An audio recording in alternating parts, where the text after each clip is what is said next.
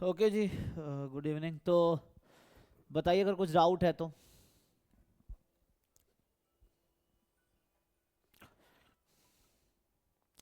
कुछ डाउट पूछना है आप लोग किसी को?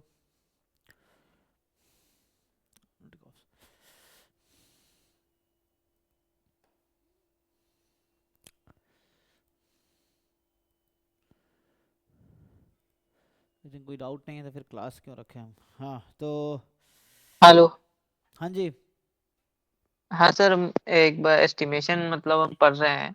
एस्टिमेशन में मेरे कुछ समझ में ही नहीं आता है कि ये क्यों हो क्यों रहा है।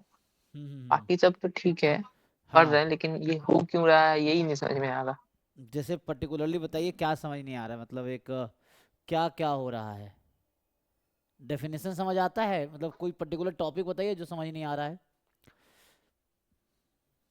जैसे सफिशिएंट एस्टिमेटर है ठीक है। दिया हुआ। हम्म। तो उसमें क्या समझ, डेफिनेशन आपको क्लियर है सफिशिएंट का?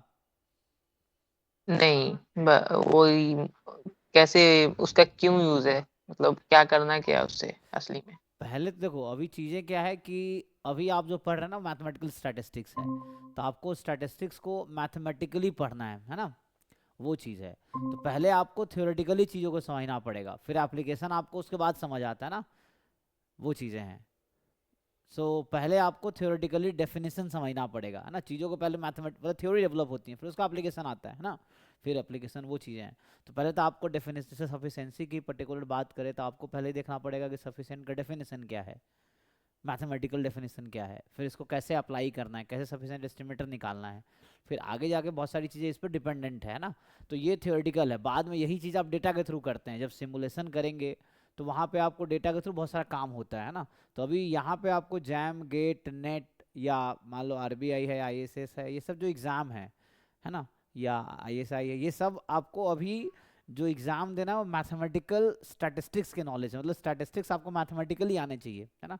तो जो भी आप स्टैटिस्टिक्स पढ़ रहे हैं क्या मैथमेटिकल वे में पढ़ रहे हैं। हम लोग यहाँ प्रॉपर रियल लाइफ एप्लीकेशन नहीं पढ़ रहे हैं, उसकी ज़रूरत भी नहीं है।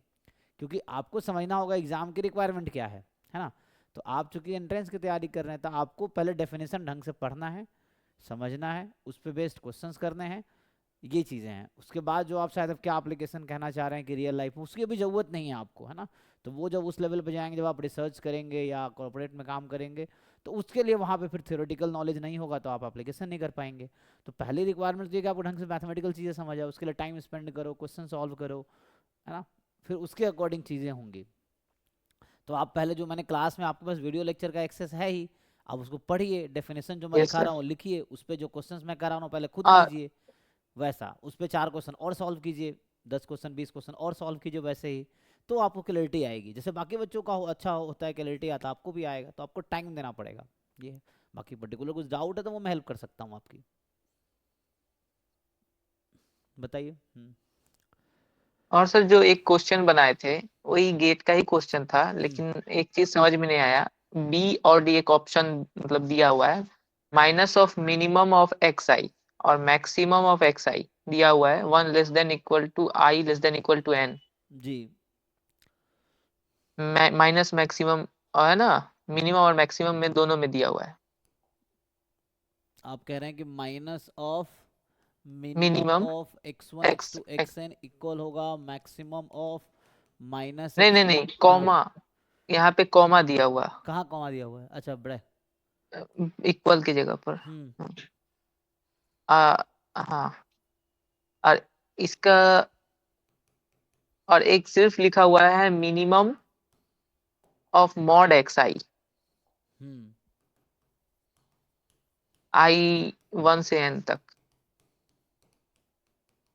हम्म तो ये दोनों सेम ही हुआ ना सर। सेम हुआ। ये देखना पड़ेगा ना, ये अब क्या है, ऑर्डर पेयर है या फिर उसमें है। हाँ, उससे हो जाएगा आई थिंक। अब उसकी बात कर रहे हैं जब हम लोग डील करते हैं।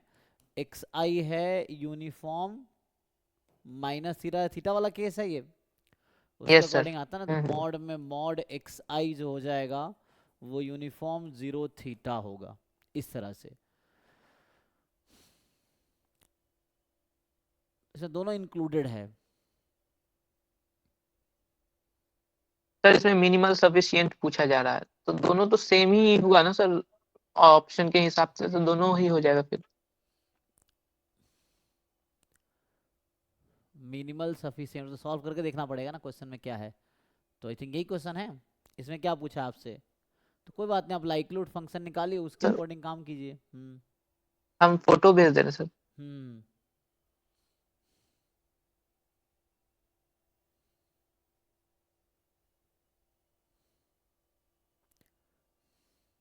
तो ये क्या ऑर्डर पेयर है या फिर हम इसको कैसा ले रहे हैं? एक तो ऑर्डर पेयर होता है, एक टू डायमेंशन, ऑर्डर पेयर में हो गया। सो ये टू डायमेंशनल एस्टिमेटर हो गया।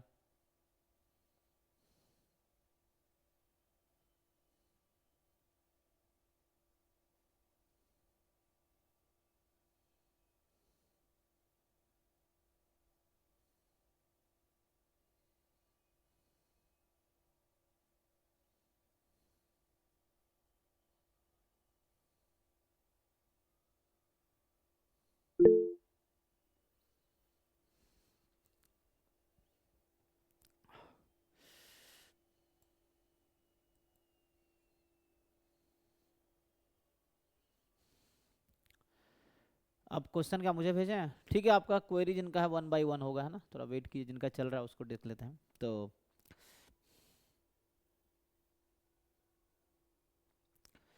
इसमें जो आप कह रहे हैं कि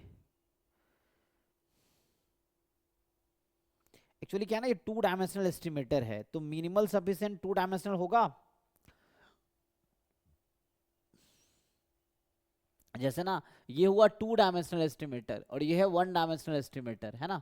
जैसे इसको अगर हम लिखे तो ब्रैकेट में इसको हम ऐसा लिख सकते हैं T1 कॉमा T2, और इसको मान लीजिए कोई T लिख सकते हैं एग्जांपल के लिए। तो a minimal sufficient statistic for this is, तो कंप्लीट सफिशिएंट है, मिनिमल सफिशिएंट होगा ना। या जो नहीं कंप्लीट सफिशिएंट तो निकाल के देखना पड़ेगा। सो ये तो आई गेस हो जाता है ना, क्योंकि यहाँ से ये जो आपका मान लो वाई आई दे दिया, तो मैक्सिमम मतलब ये जो आपके पास आता है nth ऑर्डर स्टैटिस्टिक, है ना, जो कि maximum of mod x I from 1 to n, यही ना? तो ये तो कंप्लीट सफिशिएंट है, तो ये मिनिमल सफिशिएंट भी है। ठीक है, ये आपका मिनिमल सफिशिएंट भी है, तो इसमें तो कोई दिक्कत नहीं, ये तो मिनिमल सफिशिएंट है। इसके लिए आपको थोड़ा डेफिनेशन के थ्रू जाना पड़ेगा। सो आई थिंक पूछा क्या है आपसे, और यहाँ थीटा पॉजिटिव है, ठीक है। तो इसमें लाइक्लीहुड फंक्शन आप लिखेंगे तो क्या होता है, तो ये तो ओके है। यहाँ पे देखना पड़ेगा सारे एक्स आई का मिनिमम, फिर सारे एक्स आई का मैक्सिमम। देखिए वो तो तब होगा जब इक्वल, आई थिंक मुझे अच्छा नंबर लेके देख लेते हैं। जैसे एग्जांपल के लिए मैं अगर बात करूं कि मान लीजिए x1 की वैल्यू -1, x2 की वैल्यू 1/2, x3 की वैल्यू -1/2, x4 की वैल्यू 1 है ना? मान लीजिए अभी के लिए समझने के लिए हम लोग ऐसा करते हैं, एंड x है ना, x5 0 ले लो, ऐसा ले लो एग्जांपल के लिए। अब आप दोनों की अलग अलग वैल्यू निकालो, सेम आएगी? तो इसमें फर्दर होगा ना, आप समझे नहीं, यहाँ पे कोई फर्दर एक और वो आएगा, क्या आएगा?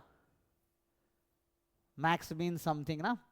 ये दोनों सेम कैसे है? ये सर आप जब एक बार किए थे जो के minimum of x i minus minimum of x i maximum of x i के बराबर होता है, हाँ क्योंकि अगर हाँ 0 और -1 लिया जाएगा जी, केस में, तो हाँ तो दोनों में मैक्सिमम ऑफ एक्स आई बाहर आएगा। जैसे मिनिमम ऑफ माइनस एक्स हाँ वन माइनस एक्स टू, तो माइनस बाहर निकालेंगे तो ये हो जाएगा मैक्सिमम ऑफ x1 x2। ये कोई दिक्कत नहीं है, ये ओके है, ठीक है। तो ये फॉर्मूला ठीक है, दिस इज सर फाइन। यहाँ पे माइनस ऑफ मिनिमम, हाँ कोई इसमें बात, वही ठीक है। बात है, माइनस वहां भेज दो आप ये माइनस को वहां भेज दो, कोई बात नहीं, ठीक है ना? तो ये कर लीजिए आप, तो ये तो इक्वल है, तो कोई दिक्कत नहीं, ये भी सही है। लेकिन यहाँ पे ऐसे कैसे इक्वल होगा देखना पड़ेगा ना, क्योंकि ये तो टू डायमेंशनल हो गया, ये वन डायमेंशनल, कैसे इक्वल होगा? जैसे मैं कह रहा हूँ इस डेटा के करस्पॉन्डिंग आप वो निकालो, तो वैसे निकालोगे सबका मिनिमम कौन सा है, सबसे छोटा कौन सा है, -1, फिर सर बाहर। जैसे इस हम्म ये जो लिखे हैं minus of minimum x1 to xn, इसको हम लिख सकते हैं maximum of minus maximum of mod x, मतलब minus maximum of x1 to xn, hmm और इसको maximum of x1 to xn। तो सर यहाँ पे तो maximum of minus x1 to xn हो गया, और ये maximum of x1 to xn हो गया, एक प्लस हो गया एक माइनस हो गया, तो वो मॉड में आ जाएगा। तो ये तो बात सेम ही हो जाएगा फिर। तो कैसे, तुम उल्टा बता दिया ना, तो ये तो फिर मैक्सिमम हो जाएगा यहाँ पे, ये इधर मैक्सिमम हो जाएगा तो मैक्सिमम आएगा ना यहाँ पे फिर। हाँ। अब मैं यहाँ और कुछ और ले लेता हूँ, मैक्सिमम। मान लो फॉर एग्जांपल, चलो मैं यहाँ 2 ले लेता हूँ एक वैल्यू।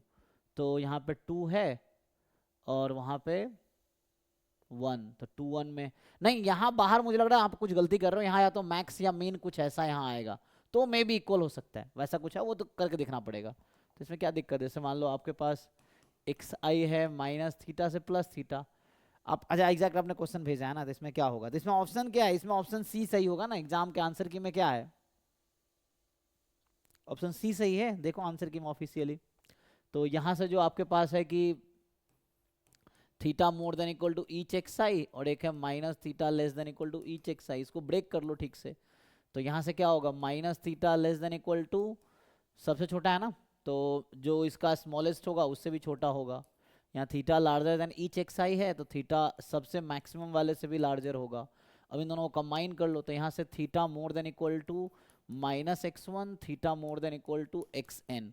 सो यहाँ से आ गया theta more than equal to इन दोनों से maximum of minus x one comma x n. तो ये वो टी है एक्चुअली, आप जो कहना चाह रहे थे ना ये है, देखो तो अब कहने का मतलब यहाँ पे ये आया कि यहाँ पे जो मैं कह रहा कुछ ना आएगा मैक्सिमम या मिनिमम आएगा, तो यहाँ आएगा मैक्स ऑफ दिस, और यहाँ पे मीन ना आके मैक्स आएगा। तो ये इक्वल है, आप ये लिखो चाहे ये लिखो, दोनों बराबर है।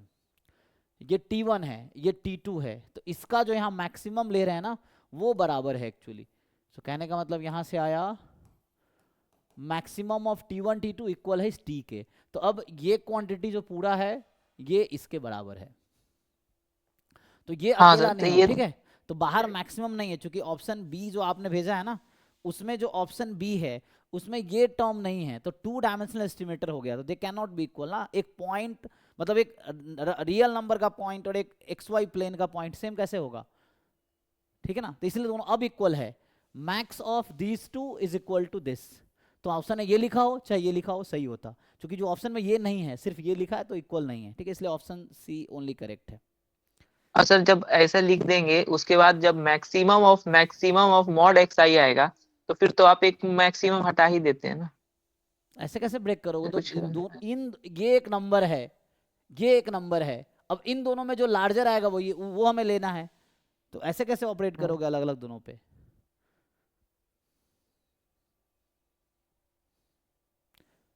अरे भाई तुम्हें नंबर दिया ना, इसके अकॉर्डिंग चेक करो ना, इसके अकॉर्डिंग चेक करो। अब ये डेटा है, ठीक है उसकी सर। वैल्यू जो आएगी वही इसकी वैल्यू आएगी, अब चेक कर लो, पहले सेम थोड़ी था, वो ऑर्डर पेयर ठीक। था, ये सिंगल पॉइंट था, कैसे इक्वल होता, ये चीज है। वो बाहर ऑपरेट करने के लिए था ही नहीं, तो कैसे हाँ होता इसलिए वो होगा। ऑप्शन ठीक गलत है। है, ठीक है।